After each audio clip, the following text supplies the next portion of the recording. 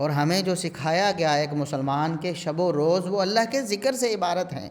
مسلمان صبح بیدار ہوتا ہے، اللہ کے ذکر پر بیدار ہوتا ہے، دعا پڑھ کر اللہ کا شکر ادا کر کے وہ اپنی نیند سے بیدار ہوتا ہے، اپنے دن کا آغاز کرتا ہے ذکر سے۔ اس کے بعد نماز کے لیے وضو کرتا ہے، پھر ذکر، بسم اللہ پڑھنا، یہ بھی اللہ کا ذکر ہے۔ وضو سے فارغ ہو کر دعا پڑھتا ہے، اللہ کا ذکر ہے۔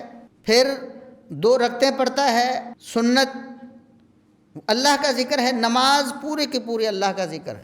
پھر اپنی دائیں کروٹ لیٹ جاتا ہے سنت کے مطابق چند لمحوں کے لیے، پھر دعا پڑھتا ہے، اللہ کا ذکر ہے۔ راستے میں چلتا آتا ہے، اللہ کا ذکر کرتا ہے۔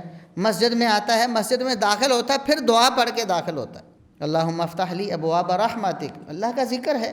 مسجد میں داخل ہونے کے بعد پھر نماز، پھر اللہ کا ذکر ہے۔ نماز کے بعد پھر اللہ کا ذکر ہے۔ صبح کے جو اذکار ہیں نماز کے بعد انسان کرتا ہے، اللہ کا ذکر ہے۔ کیسے کیسے عظیم الشان اذکار ہیں، ان کے کیسے کیسے عظیم فوائد ہیں۔ ایک ایک ذکر اور ایک ایک دعا کے اتنے فضائل ہیں، انشاءاللہ میں تفصیل سے بیان کرنے کی کوشش کروں گا آئندہ خطبات میں۔ تو ایک ایک ذکر کے اتنے فائدے ہیں کہ انسان حیران رہ جائے دنیا آخرت میں۔